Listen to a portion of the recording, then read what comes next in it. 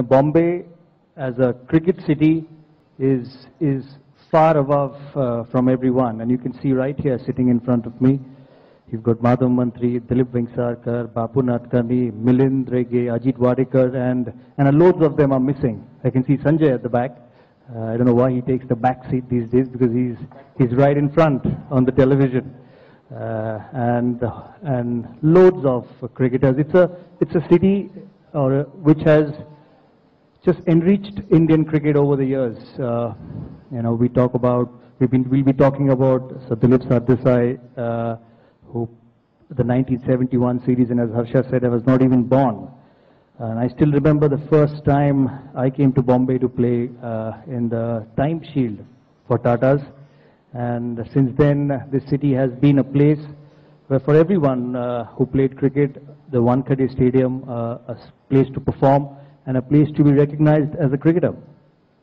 So, as I said, I thank Rajdeep for allowing me this opportunity to come here and speak on a memorable occasion. And I know great players of the past have already been on this dais, and there will be lots more in the forthcoming years.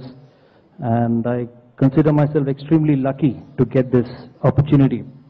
Before I talk about a whole lot of things in Indian cricket, I think this evening is also about a man who's actually in the year 1971 showed a lot of us under the leadership of Mr. Ajit Wadekar, great Sunil Gavaskar being a part of the side, his first series in the West Indies, showed us or probably gave us the path where Indian cricket should be going. His contribution in that series in the West Indies and then in England was something which we all needed to emulate, and something which the futures of Indian cricket, in the likes of Dhoni and Virat Kohli, who probably at his best in the last 2 years, will need to take Indian cricket forward. Talking about Dilip Sardesai, he made his debut against England in December at Kanpur, following up some exceptional performances in the various lead-up games before that. The first-class structure in India was a lot different than as it's now. We see a lot of state cricket, but in those days the university cricket had a lot of importance. Rising from the ranks of the university and then going on to play for the country was as good as playing Ranji Trophy these days and getting a place in the national side. He was also born in an era where, and for a long time after that, it was said that if you play for Bombay, you play for India. Such good a cricket team Bombay was, not only in his era, but even probably till the last 7-8 years. They've produced such champions and such cricketers who have served the game and served the country, that even when you walked into a Bombay side, it was understood and presumed that in a couple of years' time you will be playing for the country.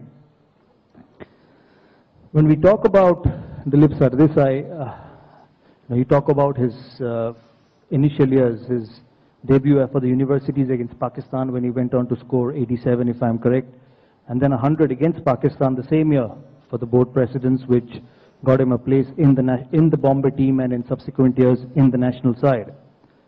As someone who's played the game over a period of time and have been lucky to play with such great players like Dravid, Tendulkar, Lakshman, and I watched the greats over the years like Gavaskar, Vengsarkar, Vishwanath, I'd always lived on the fact that touring away from home and performing away from home was the ultimate judgment of a player. You can score runs in India and you never take the credit away from that. But when you score runs in the West Indies, in England, in Australia, in the late 90s and early 2000, you were considered as somebody in the top bracket. And when we talk about Dilip Sardesai, we talk about the 1971 tour where he went on to score 4 test hundreds, if I'm correct, till he was overtaken by the great Sunil Gavaskar in that series, and a start of a career which was probably one of the best, along with the great Sachin Tendulkar of the modern era. His hundreds in Port of Spain, in Barbados, just went on to show how tough and strong the man was in his cricketing departments. in his ability to, as a batsman, the tour of England, which Harsha just spoke under the leadership of Sir Ajit Wadekar, India's wins abroad, and I think for me and for all the present cricketers, that was a series, or that was an era till the '86 win in England. We always, where we would every time walk into a dressing room and talk about being a good side, we spoke about that. That listen, these are the people who won in England. These are the people who won in West Indies, and if Indian cricket has to go forward, we need to emulate that. So it's not just the runs or the averages, which he averaged 40 during that era in Test cricket. Most importantly, when there were no helmets, was something for all of us to look up to during our playing career. I've always said, when we sit and chat in the evenings after a game and talk about batting, I've always believed and said that during that era of where helmets were not available, any batting average over 40, you should be adding 10 more runs to that, because the game has become completely different once you've had that lid on. And I think the greatness of the players, of Mr. Dilip Sardesai, Sunny Gavaskar, Vishwanath, even Dilip Vengsarkar in his early days was a sheer story of guts and character, and standing up against a pace battery of without that metal thing at the top.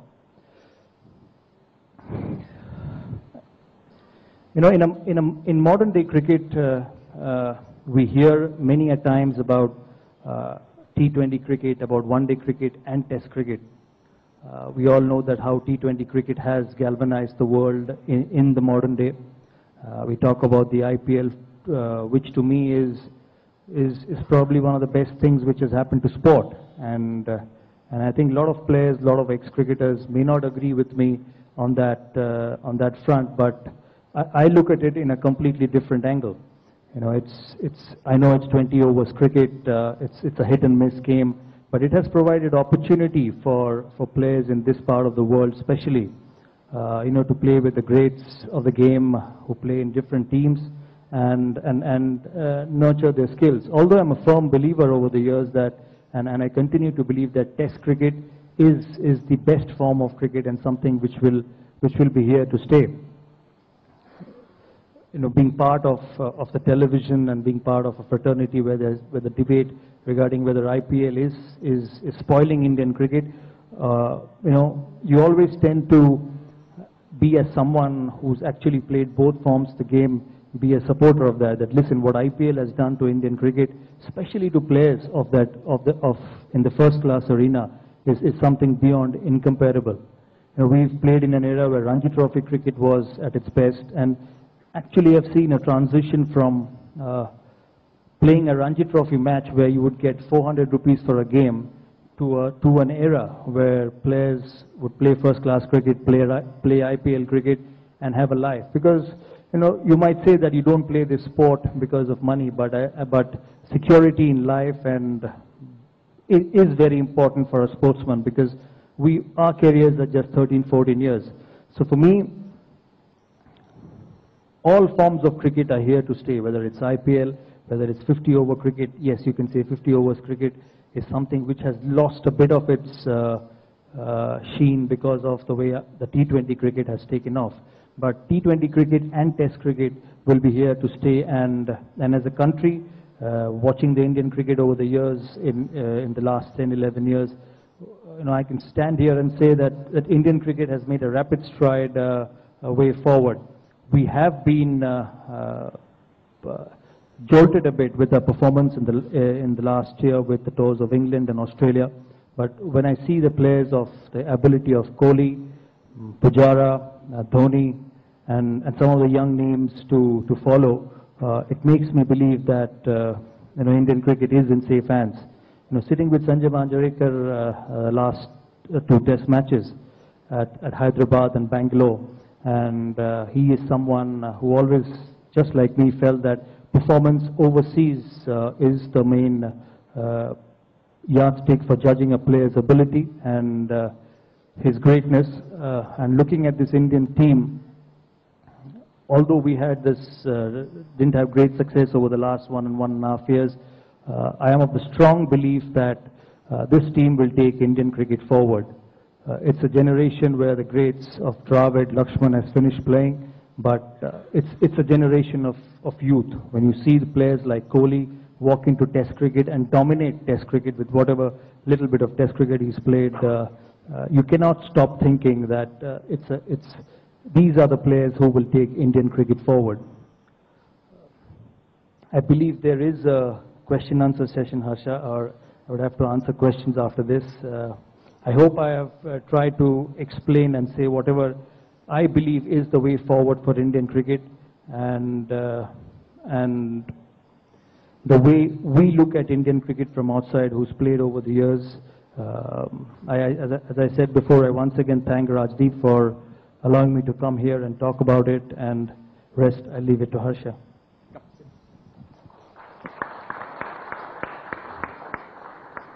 It's good when you got someone to answer questions.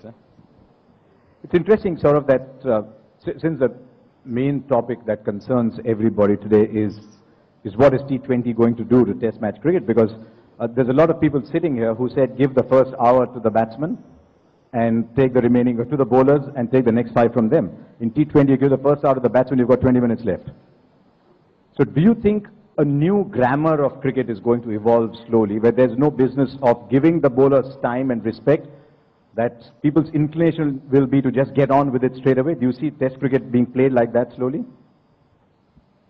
Yes, that's bound to happen, and that has already happened over the years. We see a lot more Test matches having a decision. We saw the 2 tests against New Zealand finish in 4 days, and the last 2 days, the 3rd or the 4th day or the 4th or the 5th day, finishing very quickly in subcontinent conditions. We see Test match hundreds being scored in a much shorter period than when I started playing my first Test match in 1996. So with the advent of T20 cricket, it has enhanced the speed of one-day cricket and Test cricket as well. The other concern that a lot of people have with T20 cricket is the bowling. That people's mindset will now be not even to bowl 4 overs, not even to bowl 1 over, but to bowl 1 ball at a time. Would that affect them as they make the transition to Test cricket? Because increasingly we're seeing people moving from T20 to Test cricket rather than the other way around. So do you think the perspective will change, that I've got to bowl 1 ball at a time or 1 over at a time at best? I'm not thinking of bowling a 10 or 12 over spell. Yeah, that can happen in T20 cricket, but when you come to Test cricket, it's a session after tea. It's what pace you bowl and you're judged on the basis of that. It's good to bowl at 140, the first session of the day's play, maybe a session after lunch, but to be judged as a good bowler and a captain's bowler, it's about the session after tea. T20 cricket does put a lot of pressure on a bowler in terms of the number of runs scored and the way the bowler has developed other qualities. What has added to a bowler's repertoire is bowling different deliveries under pressure, but the longevity or the fitness of a bowler or how good he is will always be judged when he bowls in the longer format. Do you see newer deliveries coming into Test cricket? We're already starting to see with the batsmen. We are starting to see not just the reverse sweep but the switch hit. Do you see bowlers starting to do different things? I mean, I remember, say someone like Ajit Wadekar, when he was batting, a fast bowler either bowl fast or faster. Now you're seeing every fast bowler, even in Test cricket, does bowl the slower ball too. Or the slow bouncer is slowly getting into 4-day, 5-day cricket as well. Do you see bowlers changing too in Test match cricket because of what they're bowling in T20? Yes, but not to the extent as they change in T20 cricket, because the pressure on a bowler in T20 cricket is completely different. It's about stopping runs. And in terms of Test cricket, the pressure is different. It's about taking wickets. Although I've always believed that the best way to stop runs is by picking wickets. And T20 cricket does add variety to a bowler, but sometimes that variety is not required in Test matches. Test matches require running in all day long, bowling at a pace and bowling in the right areas. It's about bowling 6 deliveries to a batsman and putting pressure on him. So it does give you variation in one format, but what is key in the main format of the game, the format which will decide, or which will justify a player's greatness, you need a lot more ability to keep coming in all day long. You captained a lot in Test cricket, you captained a lot in one-day cricket, and towards the end of your career, you've been captaining in 20 overs cricket as well. Is that significantly different, captaining in 20 overs cricket? It is significantly different because, you know, when I captained India, nobody asked me anything. And I didn't have to go and answer anybody after the day's play. But when I captained an IPL team, I had to answer the owner before the game and after the game. So that's a massive difference. And I'm telling you seriously, that's enormous pressure. You know, when you lose a game, the first thing you get back to a hotel and think, geez, what am I going to answer? That why did Ashok Dinda didn't bowl that slower ball at that particular moment? Well, I was standing at mid-wicket, and I couldn't come and run and tell him that you bowled that slower ball at that particular time of the game. So there's enormous pressure on someone who's a T20 captain these days. So easier to captain India in the IPL, rather India in T20 than captain IPL team? Oh yeah, it's much easier to captain India. Much easier. Because, you know, I've captained India for 6 years. I had never had the opportunity of the board president or the chairman of selection committee picking the phone and telling me that you should have done this at this time. But every IPL game, you answer it before and after. So it's easier, much easier captaining India. So does that require you to be a different kind of person to be a captain in the IPL? I mean, you can't turn around and tell the team owner, "Ke, aapko kya malum?" Maybe you won't even say "aap." I'm from Hyderabad, so we say "aap," but maybe you won't even say that. I had switched my phone off on the morning of the game. Sort of. You always did that, even when you were captain of India. Actually, I switched my phone off twice, but they still find you because there's so many people around you, they still find a way to reach you. You talked about the IPL going from strength to strength, and clearly, do you see the IPL now as being where you search for good players? Or do you still see the Ranji Trophy as being the place you go to search for good players? I still see Ranji Trophy as the place to search for good players, especially in the test format. Because it's completely different skills. IPL will produce players for that format and 50 overs cricket. But if I'm a selector and I'm picking a player to play for India, I will give a lot more importance to his Ranji Trophy, Dilip Trophy, or Inani Trophy performance, especially when I pick a test side rather than his IPL or a 50-over performance. You're talking about if you pick a side, but people are asking, maybe you won't pick a side, maybe you'll be traveling with the side telling them what to do. I read that this morning, and I can tell you that if you look at a body, it consists of the head, the chest, and the tail. Well, that statement, it didn't have the tail and didn't have the head, so it had the chest, and it was not exactly what was said. Ah, you took away my next question, Saurav. My next question was, if you became the coach, would you call up the captain and say, why didn't he bowl the slower ball in the 18th over? Yes. I didn't mean to put you maybe the next day. Yeah. Maybe the next day, but once or twice, because I'm a firm believer that cricket is run by a captain. Whoever is the coach has to take a back seat, and his job is to help the captain in becoming a better team. But once you cross the rope, once you get into the field, it's the captain. I was also interested that after you retired from Test cricket, you still went around playing first-class cricket. You went into all the small towns in the east, you played Ranji Trophy cricket for Bengal. What is the state of first-class cricket in India? Because you've seen it till as late as last year. You still played a few first-class games last year. What is the state, in your opinion, of first-class cricket in India? I think it's improved rapidly in all departments. When I first played Ranji Trophy, it was a completely different atmosphere, and now it's a lot more organized. Playing for Bengal, playing at Eden Gardens was an absolute delight because you get to play one of the best grounds in the world. The pitches, the condition of the pitches, and being a part of the BCCI technical committee, this is one area where we had to address as a committee. And I must say that watching or playing Ranji Trophy the whole of last 2 years, I actually played more Ranji Trophy in the last 2 years than I did when I was playing for India. So there is a big improvement in the condition of the pitches, how the players are looked after, and I think that's a big improvement which BCCI has made in terms of helping first-class cricket. Test cricket was always there, always well looked after, and always served well, because that's what everybody wanted to see and wanted to be a part of it. But first-class cricket has gone through a massive improvement in India. When I spoke to VVS Lakshman last year, and he was playing for Hyderabad too, he said the one thing that he sees, the biggest change, see, he doesn't spot spinners anymore. He says he doesn't see quality spinners playing first-class cricket.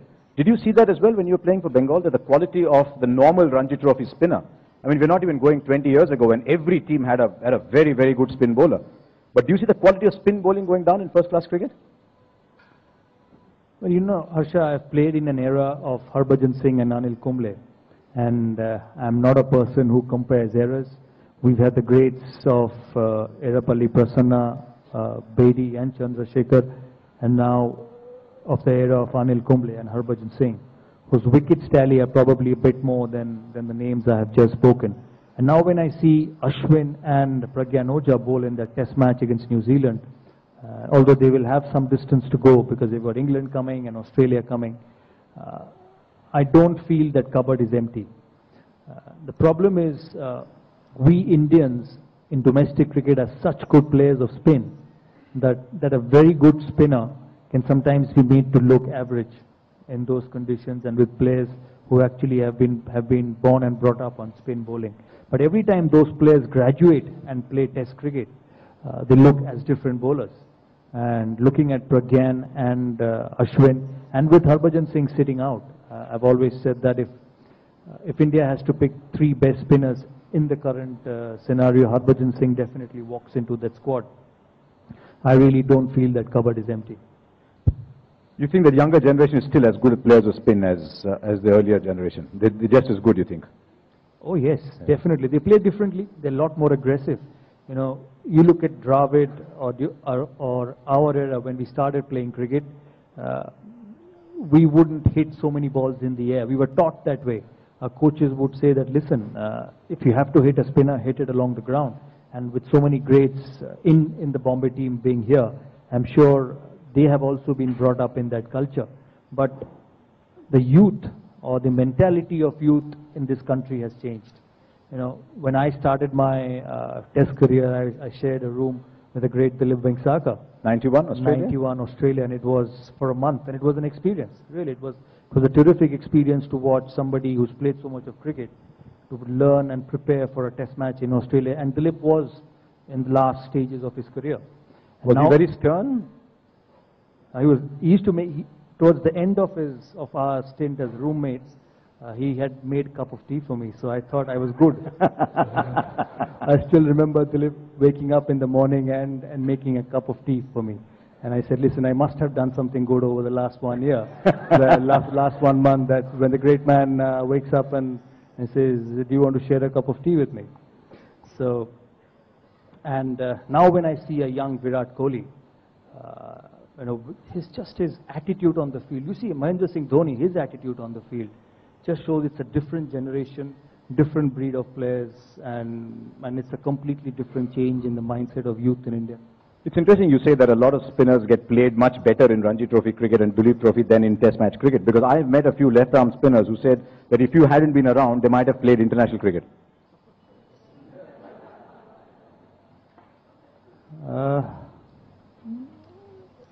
See, all I can say is that when I was playing international cricket, I didn't play much domestic cricket, so they didn't have to bowl much at me. But lot of the quality bowlers during that era, and even in the previous era, you talk about Rajinder Goel or Padmakar Shivalkar, and you look at the stats in Ranji Trophy, you sit and say that how come he didn't play a single game for India? And it's the same thing during our generation. You had the likes of Murli Kartik, who was as good a spinner as anybody in world cricket and couldn't find a place because the great Anil Kumble and Harbhajan kept playing and picking wickets. Anil had 600 test wickets and Harbhajan 400 and more than 400 test wickets. So it just goes to show the impact they've had in India winning games. And another spinner couldn't get an opportunity, which was a perfect example of being at the right place at the right time. It's interesting to get a batsman's perspective, because in Bapu Nadkarni's era, when the spinners were coming through, they said they learned their craft on flat pitches. That the tracks didn't turn that much, and by bowling on flatter pitches to great batsmen, that is when they learned their craft. You see that happening more in domestic cricket, because you mentioned 3 names, but you're struggling to find a 4th, 5th and 6th name beyond them. that needs to happen a lot more in domestic cricket, Harsha, because I watched this team play in England and Australia last year, and it was disappointing. And when I spoke about the great Dilip Sardesai, Ajit Wadekar, and even a part of our era, with the record India had overseas, winning in West Indies, England and Australia, when you see that team lose 8 out of 8 test matches against an Australian team, which I wouldn't say was the best Australian team on the park in that series, you just get a feeling that probably time has come when a lot of these young spinners need to bowl a lot more on flatter wickets and non-responsive pitches in India to learn the art of bowling overseas. It's interesting you say that, because I remember many years ago when Azharuddin was in his prime, we were both in Hyderabad, and he asked me, why do you think off spinners exist in world cricket? And I said, why do you think? He said, how will you score 4 an over every over otherwise? Off spinners are there because you have to score runs off them. Because I think that was the attitude. A lot of people thought, spinners, okay, one here, one here. What about the quick bowlers though? One of the problems, and I'm sure because you've watched such a lot of domestic and international cricket, it must affect you too, that we're losing a lot of fast bowlers. Either the pace is dropping, or they're getting injured, or they're just going. Why do you think that is happening? Yeah, that's bound to happen because there's so much of cricket being played in the